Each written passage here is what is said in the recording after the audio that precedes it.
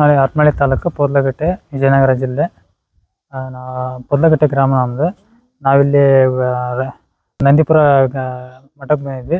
ನಮ್ದು ರಾಗಿ ಇಳುವರಿನೂ ಭಾಳ ಕಮ್ಮಿ ಬರ್ತಾಯಿತ್ತು. ನಾವು ಭಾಳಷ್ಟು ಸಾಕಷ್ಟು ಖಾಸಗಿ ಗೊಬ್ಬರ ಔಷಧಿ ಎಲ್ಲ ಕೊಟ್ಟರು ನಮ್ಮ ಇಳುವರಿ ಬರ್ತಾ ಇರಲಿಲ್ಲ. ಇಲ್ಲಿ ಅಜ್ಜಾರ್ದು ಮಾಹಿತಿ ತಗೊಂಡು ಅವರಿಂದ ನಾವು ಗೋನಂದ ಜಲ ಕೊಟ್ಟಿದ ಮೇಲೆ ನಮ್ಮ ಜಮೀನಿಗೆ ಹಾಕಿದ ಮೇಲೆ ಬೆಳೆ ಚೆನ್ನಾಗಿ ಉತ್ತಮವಾಗಿ ಇಳುವರಿ ಬರ್ತೈತೆ. ಎಕರೆಗೆ ಒಂದು 4 ರಿಂದ 5 ಸಾವಿರ ಒಂದೊಂದು ಎಕರೆಗೆ ಖರ್ಚು ಮಾಡ್ತಾ ಇದ್ವಿ.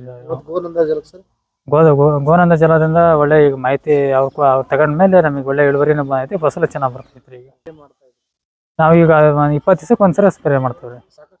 ಮಾಹಿತಿ ಹೇಳಿ ತಗೊಂಡು ಅದನ್ನ ಯೂಸ್ ಮಾಡ್ರಿ ಅಂತ ಹೇಳಕ್ ಇಷ್ಟಪಡ್ತಾರೆ. ನಾವು ಖಾಸಗಿ ಗೊಬ್ಬರದಿಂದ ಅವನ್ನೆಲ್ಲ ಸಾಕಷ್ಟು ದುಡ್ಡೆಲ್ಲ ಖರ್ಚು ಮಾಡಿ ಸುಮ್ಮನೆ ಸಾಲಕ್ಕೆ ರೈತರುಗಳು ಈಡಾಗೋದಕ್ಕಿಂತ ಈ ಥರ ಗೋನಂದ ಜಲದಿಂದ ನಮ್ಮಲ್ಲೇ ಒಂದು ಈ ಕೃಷಿ ಚಟುವಟಿಕೆಯಲ್ಲಿ ನಾವು ಗೊಬ್ಬರ ಔಷಧಿಯನ್ನು ತಯಾರು ಮಾಡಿ ಕೊಡ್ತಿರೋದನ್ನ ಈ ಥರ ಒಂದು ಔಷಧಿ ಅವನ್ನೆಲ್ಲ ತಗೊಂಡು ಹಾಕಿದರೆ ಒಳ್ಳೆ ಫಸಲು ಬರ್ತೈತೆ. ರೈತರುಗಳು ಸಾಲಕ್ಕೆ ಈಡಾಗದೆ ಉಳಿತಾಯ ಹಣದಿಂದ ಹಣ ನಡಿತೈತೆ. ಇದನ್ನು ಯೂಸ್ ಮಾಡಿದರೆ ಮುಂದೆ ಫಸಲು ಚೆನ್ನಾಗಿ ಕೈ ಸಿಗ್ತೈತೆ, ಒಳ್ಳೆ ಉತ್ತರನ ಬರ್ತದೆ ಬೆಳೆಗಳು.